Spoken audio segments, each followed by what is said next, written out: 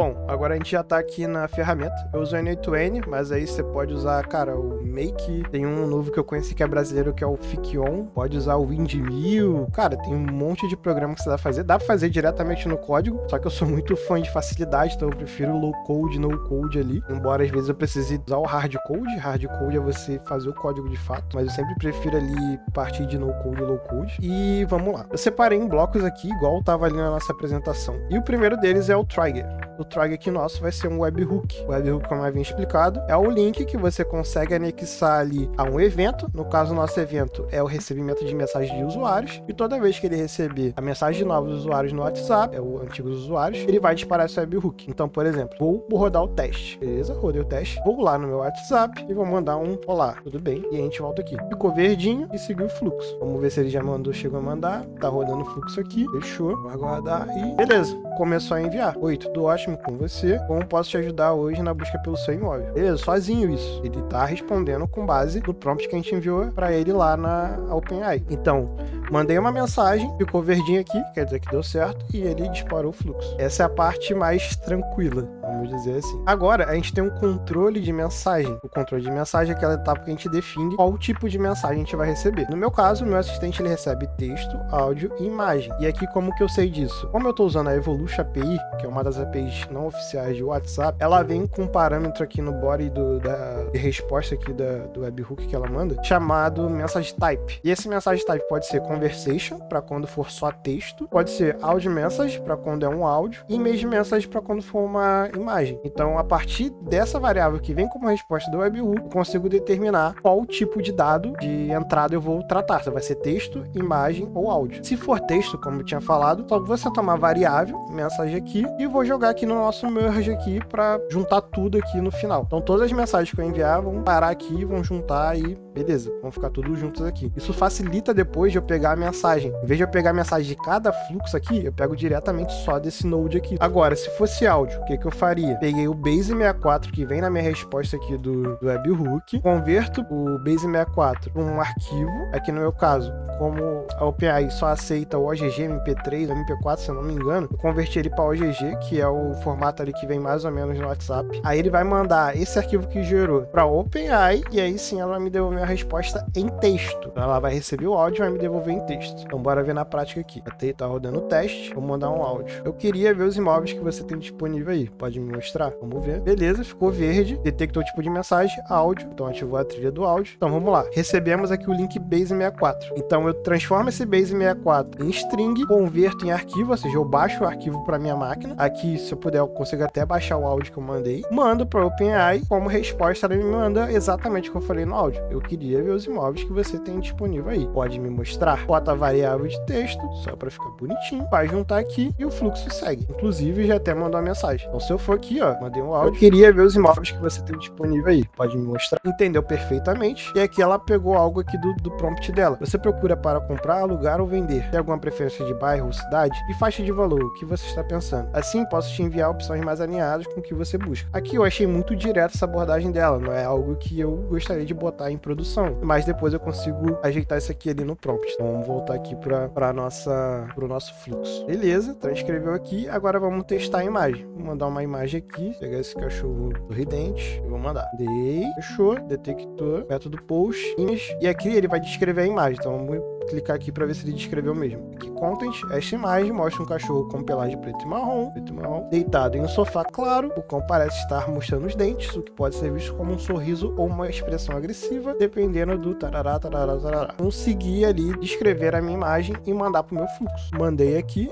deu até um erro. Ó, a gente tem, na verdade, ao vivo e a cores aqui, ó. Botar um set para botar uma variável aqui, é a mesma que a gente fez ali. A gente bota nessas e aqui a gente vai botar o nosso content. Agora sim, vai ficar tudo certo. Vamos dar um pin aqui, só para não perder esse dado. Vamos rodar de novo. Beleza, deu certo. Já recebi até a resposta aqui. Até que, tipo, acho que você escreveu um como fofo e atento, né? Então, tipo assim, ele, como tá no prompt dele, eu peço que qualquer assunto que não for sobre imóveis, que ele retorne o assunto para isso. Então, ele já jogou aqui. Se precisar de alguma ajuda relacionada a imóveis, tranquilo. Então, a gente gente entendeu aqui como que funciona o controle de mensagem, certo? Então, nossa, a gente atualmente entende texto, áudio, mensagem e imagem, fechou? Agora a gente vai para a gestão de usuário. E o que eu vou fazer aqui para gerir esses usuários? Vou usar um banco de dados, no meu caso estou usando o Supabase aqui, para exemplo mesmo, mas aí você podia usar o Base Row, pode até usar uma planilha do Excel ou do Google Sheets ali, funcionaria bem, não é o ideal, mas dá para funcionar. Então eu vou aqui pegar no meu banco de dados, vou dar um get user, com a operação de get many, então aqui eu vou buscar um usuário que tem o meu número de telefone. No caso, esse remote de ID é como se fosse seu número de telefone mais o sufixo do WhatsApp que ele te dá internamente lá. Eu vou no meu banco de dados e vou buscar meu número. Se ele existir, igual aqui eu tô fazendo, se o WhatsApp number, que é esse aqui, existir, o fluxo segue, porque vai ser true, então ele vai ativar essa rota aqui. Se não for false, ele vai botar aqui, ó, Supabase, ele vai criar o create row aqui, que vai criar uma linha com o meu usuário. Então vamos supor aqui, não tem o meu usuário, ele vai criar na tabela users, que eu tenho lá no meu banco de dados, e eu vou mapear o que eu quero enviar para esse usuário novo. O que eu quero enviar para esse usuário novo é o meu número do WhatsApp, que vai ser o meu identificador único, vamos dizer assim, e o What's name. Se a pessoa não tiver o nome do WhatsApp, fica em branco e a IA não vai ficar sabendo qual é o teu nome. Aí ela tem que perguntar. Então fechou. Então vamos simular aqui como se não tivesse um usuário. E vou mandar um olá. Você pode ver que vai mudar o contexto porque apagou tudo que ele sabia sobre a minha conversa. Agora vai ser uma nova conversa. Foi get user no fields, ou seja, não achou nada. Mandou aqui pro check, ou seja, existe o WhatsApp number? Não, é falso. Então ele vai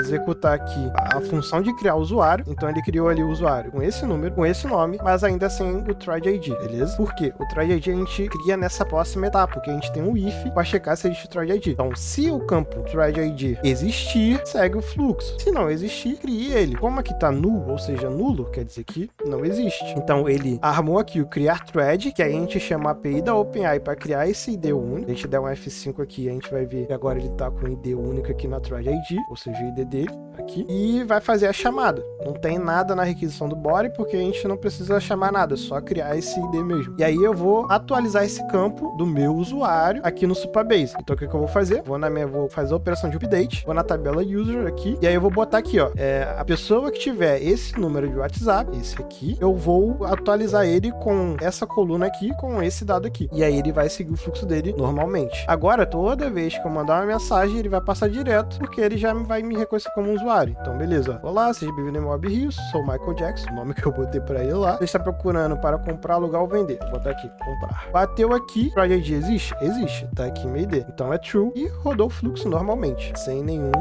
problema. E aí, o que vem agora? Controle de assistente. É aqui onde que a gente vai trabalhar ali com a OpenAI, fazer as requisições corretas ali pra gente ter a resposta do nosso assistente. Então aqui, eu adiciono um módulo aqui que ele se chama do nothing, porque literalmente esse módulo não faz nada. Só que eu renomei ele aqui pra checkpoint, porque por mais que ele não faça nada, ele consegue guardar algumas informações. Então ele guardou aqui umas informações do usuário que passou pela checagem se tem thread. Isso aqui facilita eu trabalhar alguns dados para não ter que ficar puxando de algum nódulo lá de trás. Pode não ser tão confiável assim. Então eu boto esse checkpoint aqui para ter um dado mais, entre aspas, recente. Coloquei esse node aqui. O próximo node vai ser criar a mensagem. Eu vou criar a mensagem lá naquele contexto. Se a gente for aqui em threads, aqui dá um F5, a gente vai ver que já criou aquela conversa com aquela thread ID. A gente vai ver aqui, ó, thread ID é essa aqui. E ele vai criar a mensagem aqui. Mandei comprar, ele criou a mensagem aqui. Como a requisição já vem direto do API, ele já cria também automaticamente aqui a mensagem do bot. E aqui, no criar mensagem, a gente tem que ter uma tratativa de sucesso e uma tratativa de erro. Porque é aqui que entra a função da run. Se tiver uma run acontecendo, se tiver algo em processamento, ele vai dar erro. Ou se acontecer qualquer outro erro aqui ao criar a mensagem, ele vai acionar aqui esse fluxo, vai listar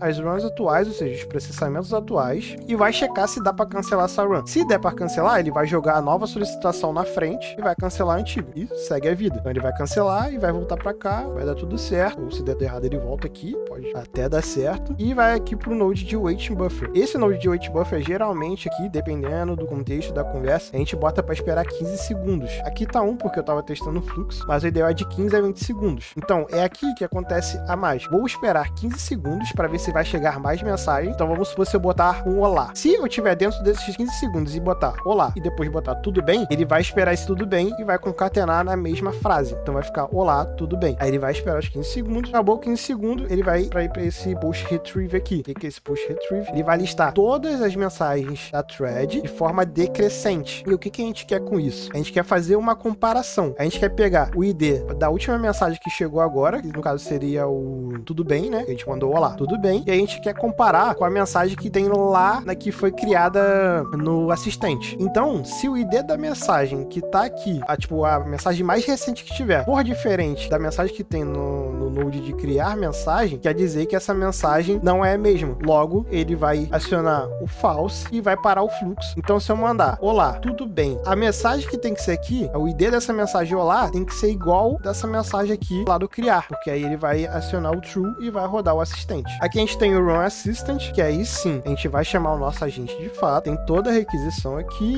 minhas credenciais, e aí aqui a gente tem o body, payload aqui que a gente manda lá para OpenAI. E o que a gente manda para OpenAI? O ID do assistente que a gente quer acionar, no caso, esse é o ID do meu assistente da imobiliária, e aqui alguns adicional structures, que aqui eu posso botar que dia que é hoje, que horas tem, posso botar o nome da pessoa, ele já vai começar a conversa sabendo o nome da pessoa, isso caso a pessoa use o nome dele no WhatsApp. Então aqui esse adicional structures a gente usa como um suporte ali, mas qualquer coisa mais importante, você pode colocar diretamente no prompt, fechou? Aqui ainda faz parte da gestão de mensagem, só que aqui é uma gestão de run, ele vai pegar a mensagem que você mandou, vai pegar a run que essa mensagem tá e vai verificar se ela tá enfileirada ali, na fila para rodar, se ela tá em progresso, se ela falhou, se ela tá completada, se ela expirou ou se ela tá pedindo para executar alguma ferramenta, as famosas tools. Esses dois status aqui, o keyword e o in progress, ele vai sempre jogar para cá, que vai esperar aqui por volta de 3 a 4 segundos, vai pegar o status dessa run de novo e vai pegar para cá. Por quê? Como tá enfileirada, eu tenho que toda hora ficar chegando se saiu da fila e tá rodando, para ver se ela tá em progress. Beleza, rodei, tá em fila, fechou. Vou voltar para cá, esperar 5 segundos e vou ver de novo. Ah, beleza, agora ela tá em progress. Vou pegar, voltar para cá e ver qual que vai ser o status dela agora. Ah, beleza, ela completou. Então aqui deu completed, a gente consegue seguir o fluxo e a gente parte para a gestão final de envio. Agora a gente tem a gestão final de envio. E aqui a gente pega as últimas mensagens, é o mesmo método que a gente usa ali para pegar as mensagens para comparar, para ver qual que é a correta e enviar, né, o buffering corretamente. A gente pega aqui qual foi a última, manda para esse assistente aqui, que é um assistente especializador em JSON. Ele vai pegar o bloco de mensagem que recebeu e vai separar em JSON. JSON é uma estrutura de objetos ali. A gente consegue ter o seguinte formato. A gente consegue ter isso aqui separado. Então, content 0 é uma mensagem, content 1 é uma mensagem, e se eu tivesse mais mensagens, o saldo seria um limite, eu teria mais contents aqui. Pego um split out para separar esse JSON, para não ficar tudo junto ali, e aí eu rodo um loop com esse split que a gente deu aqui. Vamos supor, acho que foram 2 mensagens, tá aqui até 2 itens. Ele vai rodar o loop 2 vezes. Rodou o loop, mandou a mensagem pro WhatsApp, esperou alguns minutos, manda de novo, mesmo esquema e fecha a operação. Essa seria todo o